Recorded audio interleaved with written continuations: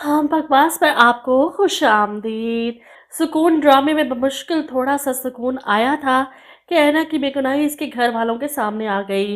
वो अपने घर वालों से जाकर मिली, लेकिन 2 पल के सुकून के बाद इन्होंने एक और हलचल मचा दी है। रज़ा को एहसास हो चुका है कि वो तो ऐना से दिलो जान से मोहब्बत करता था, और वो फैसला करता है सारी रात सोचने के बाद।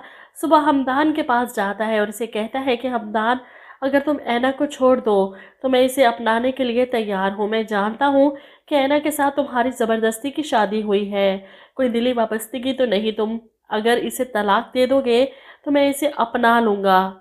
ये सुनकर हमदान को तो बहुत गुस्सा आता है।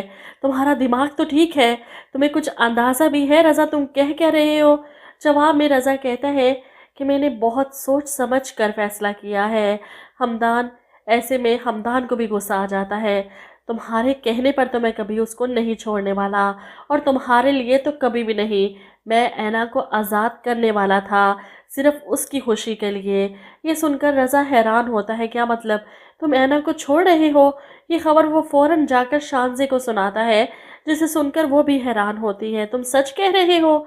हमदान ऐना को छोड़ रहे हैं?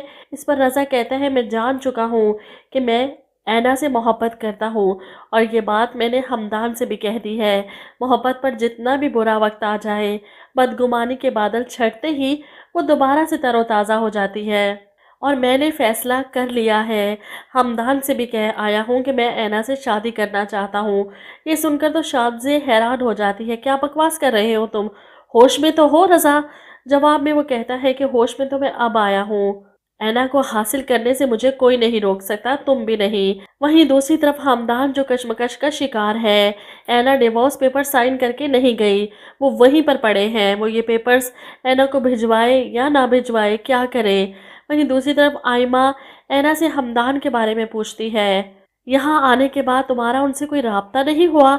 जिस पर ऐना जवाब देती है कि यहाँ आने से पहले इनसे जो ताल्लुक़ था वो ख़त्म हो चुका है, जिसकी वजह से हम साथ थे।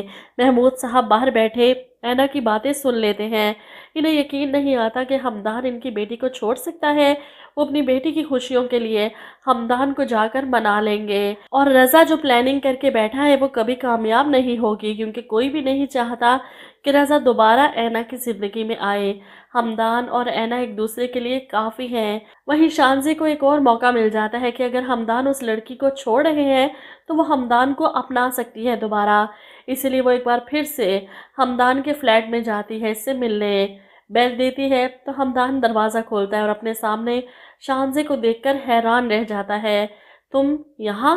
अपनी बेइज्जती तो वो भूला नहीं, और ना ही अब दिल में कोई ऐसी ख्वाहिश है शानज़ी से शादी करने की। अपने हिस्से की मोहब्बत वो कर चुका है ऐना से, अब मुंतज़िर है बस उसके जवाब का। जिसे लगता है कि हमदान की खुशी शानज़ी में है, और अपने तौर पर वो हमदान को इसकी खुशी सौंप कर जा चुकी है।